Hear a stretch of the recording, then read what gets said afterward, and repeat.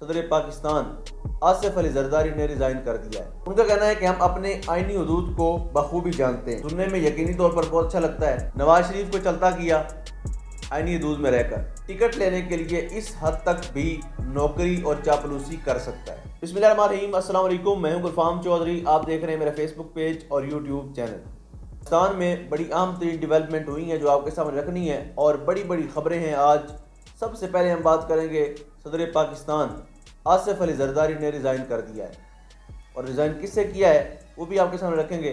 لیکن اس سے پہلے ہم بات کر لیتے ہیں کہ ایک جو صحافی ہیں، اپنے آپ کو صحافی کہتے ہیں اور انفارچونیٹلی صحافت کے لبادے میں ہی رہتے ہیں، ان کا کہنا ہے کہ جو ہم بیڈ رومز کے اندر کیمرے لگاتے ہیں وہ نگرانی کے لیے لگتے ہیں، اور یہ ہر ملک میں ہوتا ہے۔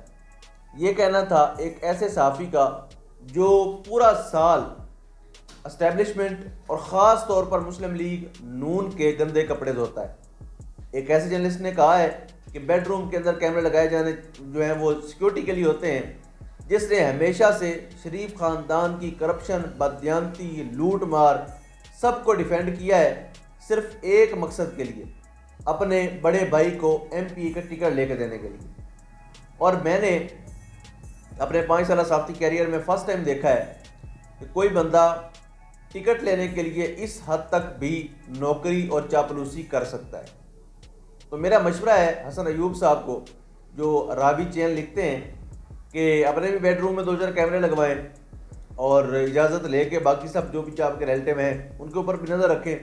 اگر اتنے ہی امپورٹنٹ ہیں کسی کے بیڈ روم کے اندر کیمرے لگانا اور ان کی نگرانی کرنا، تو یقینی طور پر یہ کرنی چاہیے، اور آپ کے مطابق اگر ضروری ہیں تو ابتدا آپ اپنے بیڈ روم سے کریں، تاکہ جو ہے مزید عوام میں شعور آئے اور ان کو سمجھ میں آ جائے کہ یہ کیمرے کیوں لگائے جاتے ہیں۔ اس کے بعد ہمارے سپہ سالار ہیں army chief general Asim Munir صاحب، ان کا ایک اسٹیٹمنٹ آپ کے سامنے رکھتا ہوں۔ ان کا کہنا ہے کہ ہم اپنے آئینی حدود کو بخوبی جانتے ہیں اور دوسروں سے بھی یہی توقع کرتے ہیں۔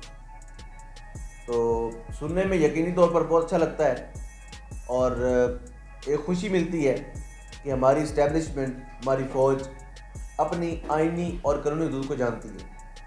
اب یہاں پر 2 چیزیں اہم ہیں جو سمجھنے والی ہیں۔ First of all, Imran Khan کی طرف سے بار بار ڈیمانڈ کی جا رہی ہے کہ اگر اسٹیبلشمنٹ مجھ سے مذاکرات کرنا چاہتی ہے تو میرا پہلا مطالبہ یہ ہے کہ اسٹیبلشمنٹ اپنے آئینی اور قانونی دائرہ کار کے اندر رہ کر کام کرے۔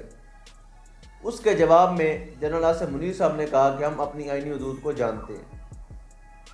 اب بات کر لیتے ہیں کہ ہماری اسٹیبلشمنٹ کتنی جانتی ہے اپنی آئینی حدود کو۔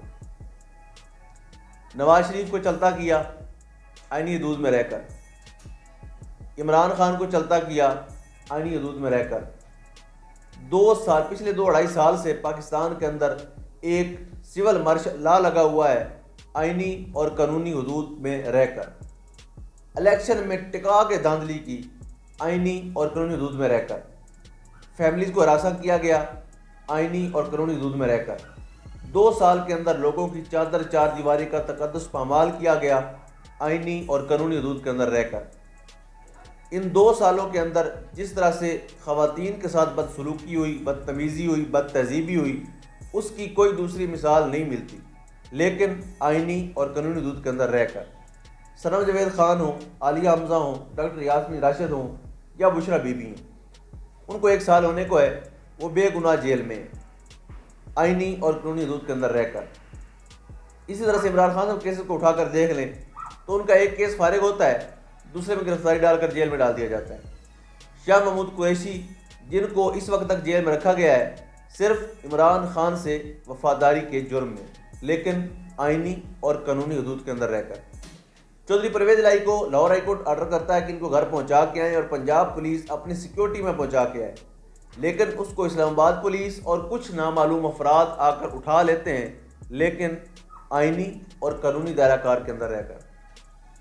اسی طرح سے بات کر لیتے ہیں علی محمد خان کو 7 سے 8 دفعہ گرفتار کیا گیا آئینی اور قانونی دائرہ کار کے اندر رہ کر۔ سینئر جرنلسٹ ہیں عمران ریاض خان صاحب، ان کو سیالکوٹ ایئرپورٹ سے گرفتار کیا گیا آئینی اور قانونی حدود کے اندر رہ کر، اور ان کو ایٹ لیسٹ غائب کر دیا گیا، منظر عام سے غائب کر دیا گیا، اور بندے کی پوری شکل، پورا حلیہ بدل کے بھیجا گیا۔ تو وہ 140 دن کی جو زبردستی کی گمشدگی تھی، جبری گمشدگی، وہ بھی کیسے تھی؟ آئینی اور قانونی حدود کے اندر رہ کر۔ جمیل فاروقی کو اٹھایا جاتا ہے، برہنہ کیا جاتا ہے، تھپڑ مارے جاتے ہیں، ویڈیوز بنائی جاتی ہیں آئینی اور قانونی دائرہ کار کے اندر رہ کر۔ تو یہ سارے کے سارے آئینی اور قانونی دائرہ کار ہیں جن کو ہماری اسٹیبلشمنٹ بڑے اچھے طریقے سے جانتی ہے۔ تو یہ چند ایک مثالیں میں نے آپ کے سامنے رکھ دی ہیں، اور 6 ججز کو خط جاتا ہے اور 6 ججز خط لکھتے ہیں اور وہ کہتے ہیں کہ ہم انسیکیور ہیں، ہمارے فیصلوں پر کوئی اثر انداز ہو رہا ہے، لیکن کیسے؟